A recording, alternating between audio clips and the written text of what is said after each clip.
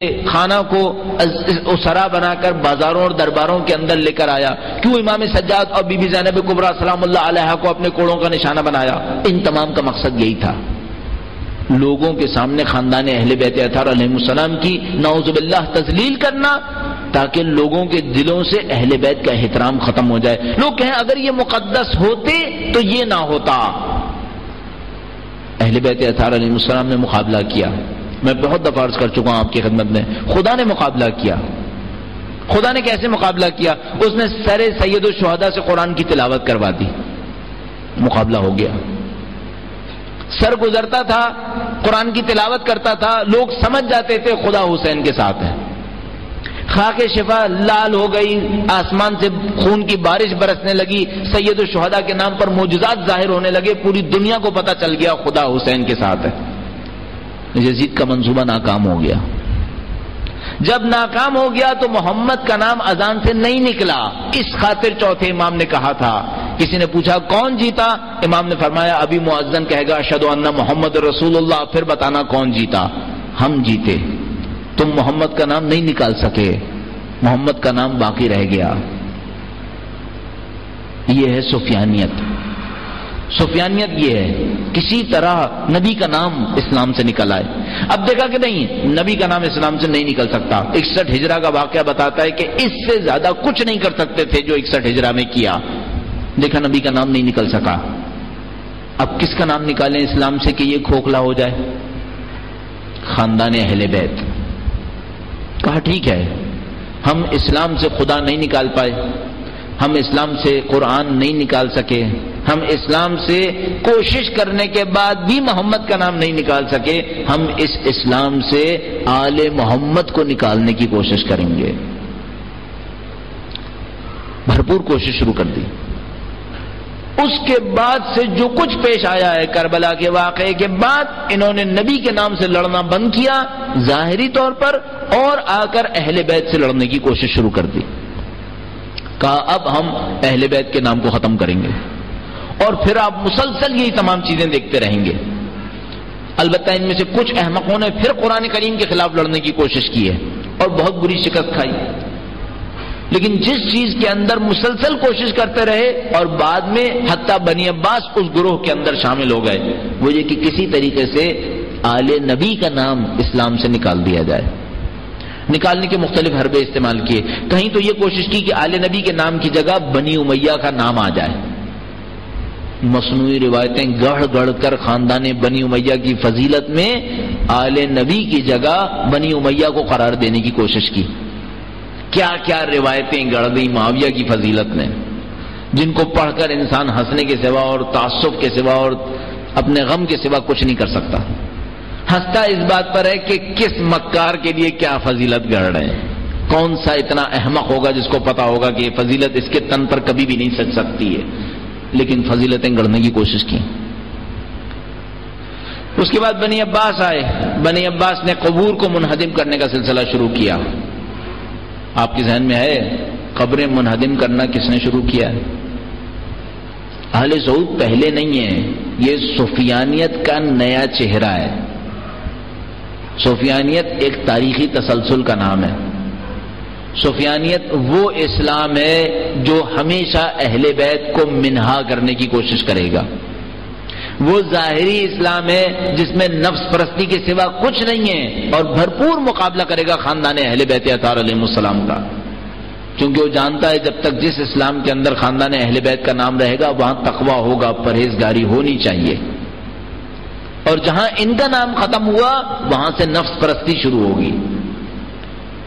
بنی عباس نے بھی یہی کام کرنے کی کوشش کی۔ انہوں نے قبور کو منہدم کرنے کا سلسلہ شروع کیا۔ قبر سید الشہداء کے اوپر کبھی پانی بہانا شروع کیا، کبھی کھیت چلانا شروع کیے، کبھی زائرین کو لے جانے سے روکنا۔ ان تمام کوششوں میں ناکام ہو گئے۔ تاریخ تو چلتی رہتی ہے، چہرے بدلتے رہتے ہیں۔ میں نے عرض کیا اس کو میں کہتا ہوں سفیانیت۔ یہ سفیانیت باقی رہی۔ ہمارے دور میں آل سعود سفیانیت کے علمبردار بن کر ظاہر ہوئے۔ یہ سفیانیت ہے جس میں کسی طریقے سے اہل بیت اطہار علیہ السلام کو اسلام میں سے ختم کر دیا جائے۔ اور اس کی کوشش ہمارے سامنے ظاہر ہوئی جنت البقیع کے اندر، کہ جب یہ قابض ہوئے ایسے اسلام کے مالک کہ جس کے اندر اہل بیت کا نام نہ ہو، ایسے اسلام کے مالک جو خشک کھوکھلا اسلام ہو، مقدسہ پن دکھائے لیکن خدا سے قرب کا کوئی اثر اس کے اندر ظاہر نہ ہو سکے، اس اسلام کو لے کر آئے۔ انگریز ان سے بہت خوش تھے۔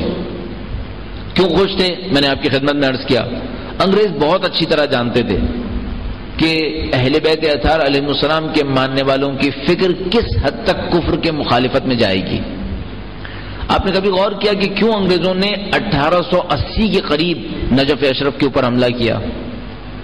کیوں انگریزوں نے کوشش کی کہ علماء عراق کا محاصرہ کریں؟ کیوں ہمیشہ کوشش کرتے تھے کہ ان کا رابطہ دوسری جگہوں سے نہ بن پائے؟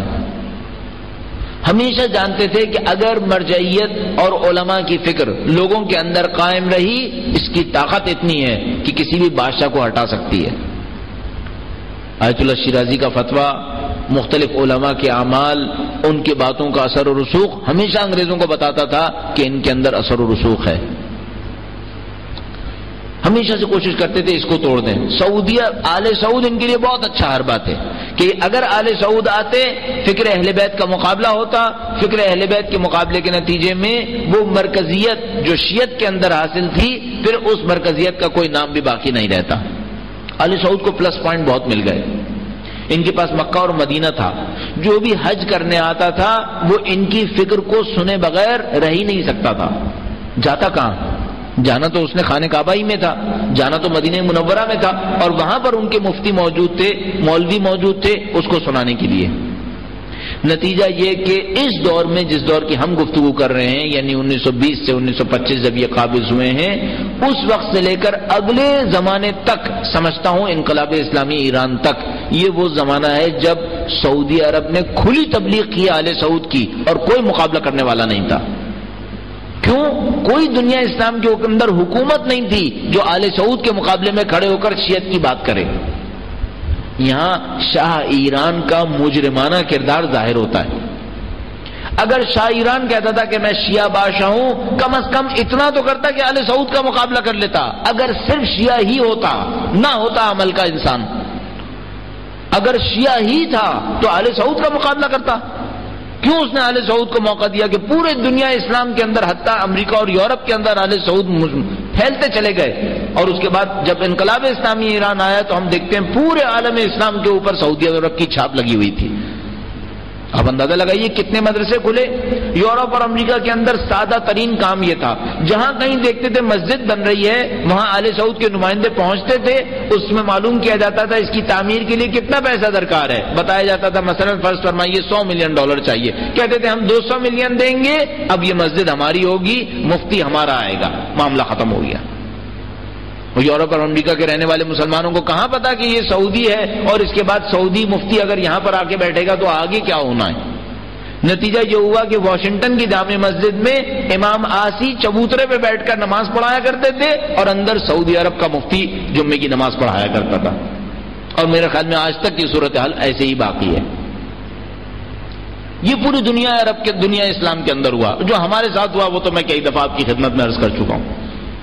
1920 تک فکر اہل بیت اطہار علیہ السلام مجالس اور عزاداری کی صورت میں پورے پاکستان کے اندر نافذ تھی۔ انگریزوں کے لکھے ہوئے ورقے ہمارے پاس موجود ہیں، رپورٹس ہمارے پاس موجود ہیں۔ اس دور سے لے کر انقلاب اسلامی آنے تک یوں لگا جیسے آل سعود کو کھلی چھوٹ مل گئی، جتنا اپنی وہابیت پھیلانی ہے پھیلاتے چلے جائیں۔ نتیجہ یہ ہوا کہ اب ہم مجبور ہیں کہ اپنی عزاداری کے لیے متعدد جگہوں پر لڑیں تاکہ دوبارہ جلوس نکالنے کے قابل بنیں، من جملہ بلوچستان، جس کا میں مسلسل آپ کی خدمت میں تذکرہ کرتا ہوں۔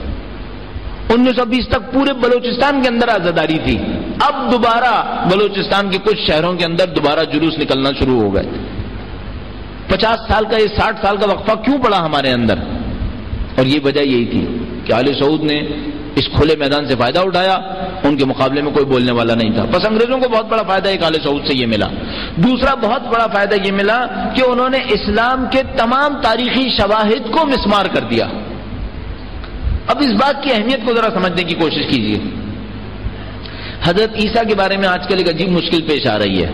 اگر آپ نے غور فرمایا ہو، اور یقیناً آپ دیکھ ہی رہے ہیں، ڈاونچی کوڈ، ناول، پھر فلم، پھر مختلف قسم کی ڈاکومنٹریز، کیا ثابت کرنے کی کوشش کی جا رہی ہے؟ یہ بار بار یہ پوچھا جا رہا ہے کہ کوئی مسیح نام کر کے شخصیت آئی بھی تھی یا نہیں آئی تھی؟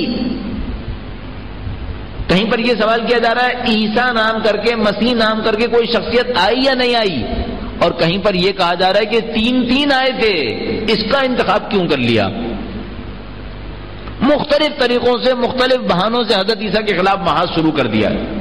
اور مشکل کیا ہے ہمارے سامنے؟ مشکل ہمارے سامنے یہ ہے کہ حضرت عیسیٰ کی شخصیت کے جسمانی ثبوت مٹ چکے ہیں، فزیکل پروفز باقی نہیں ہیں۔ نتیجہ یہ کہ ہم اس مصیبت کے اندر کھڑے ہیں، اور اس وقت حملات